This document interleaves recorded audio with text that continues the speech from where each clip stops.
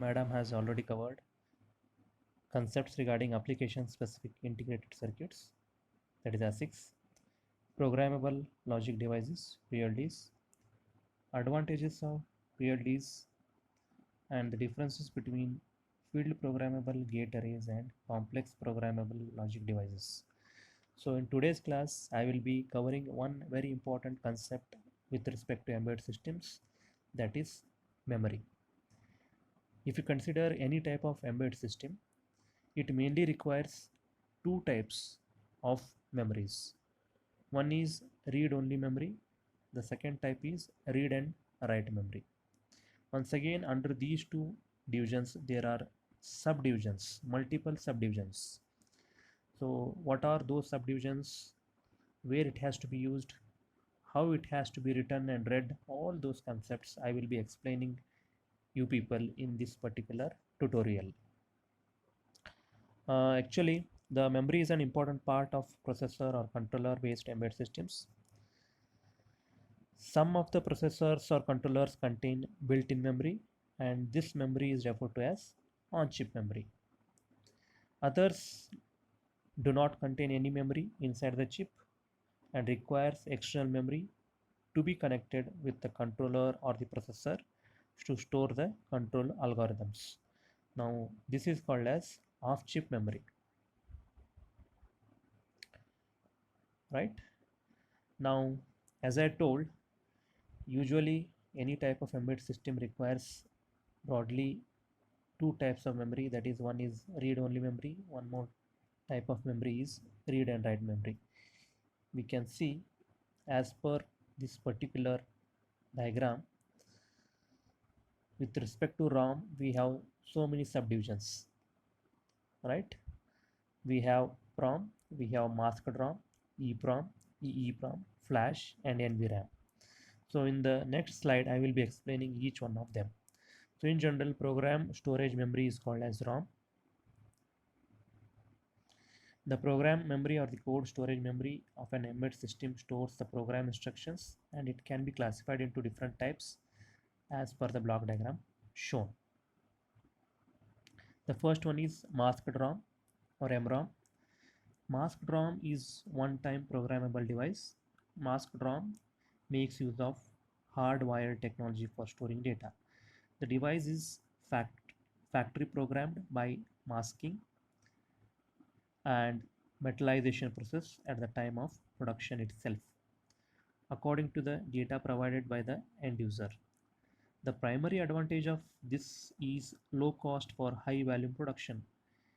They are the least expensive type of solid state memories. Masked ROM is a good candidate for storing the embedded firmware for low cost embedded devices.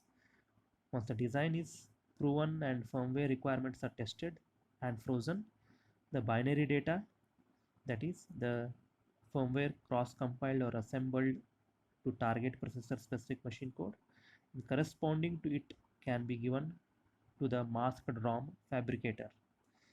There are few limitations. The one limitation with the MROM based firmware storage is the inability to modify the device firmware against firmware upgrades. Since masked ROM is permanent in bit storage, it cannot it is not possible to alter the bit information afterwards. The next type of memory is programmable read-only memory, PROM, or also called as one-time programmable memory, OTP, is not pre-programmed by the manufacturer.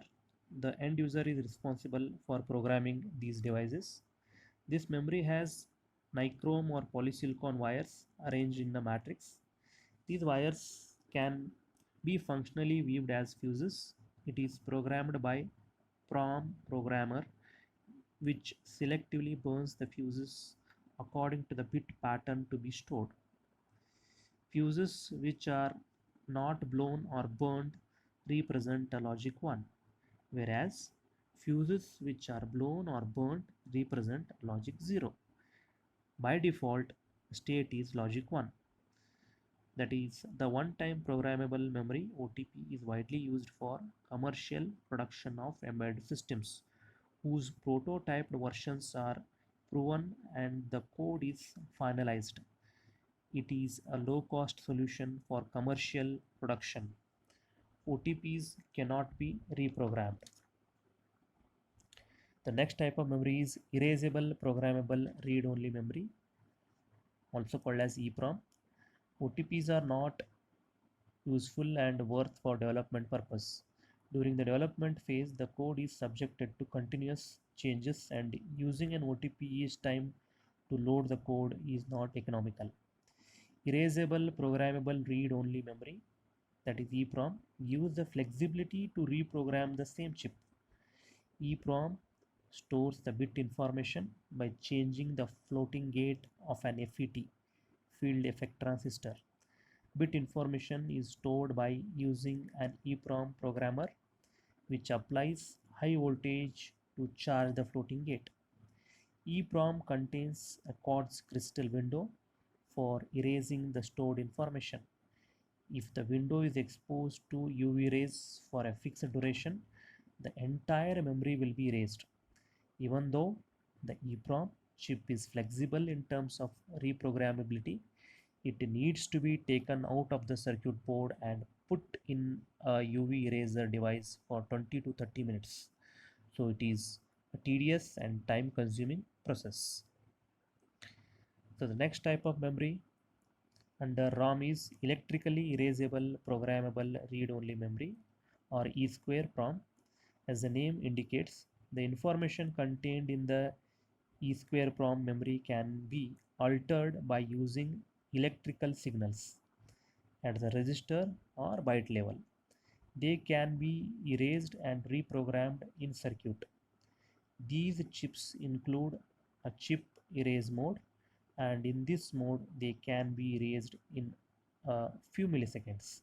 It provides greater flexibility for system design. The only limitation is their capacity is limited when compared with the standard ROM. It will be a few kilobytes. So the next type of ROM is the flash. Flash is the latest ROM technology and is the most popular ROM technology used in today's embedded designs. Flash memory is a variation of E2 PROM technology. It combines the reprogrammability of EEPROM and the high capacity of standard ROMs. Flash memory is organized as sectors or blocks or pages. Flash memory stores information in an array of floating gate MOSFET transistors. The erasing of memory can be done at sector level or page level without affecting other sectors or pages. Each sector or page should be erased before reprogramming. The typical erasable capacity of flash is around some thousand cycles. W27C512 from Winbond is a very good example of 64 KB flash memory. Next we have non-volatile RAM. Non-volatile RAM is a random access memory with battery backup. It contains static RAM based memory and a minute battery for providing supply to the memory in the absence of external power supply. The memory and the battery are packed together in a single package. The lifespan of NVRAM is expected to be around 10 years. DS1644 from Maxim or Dallas is an example of 32 KB NVRAM. Right? Next we have a read and write memory, or also called as random access memory. RAM is the data memory or working memory of a controller or a processor. Controller or processor can read from it and write to it. RAM is volatile, meaning when the power is turned off, all the contents are destroyed. RAM is a direct access memory, meaning we can access the desired memory location directly without the need for traversing through the entire memory locations to reach the desired memory position. That's why it is called as random access memory.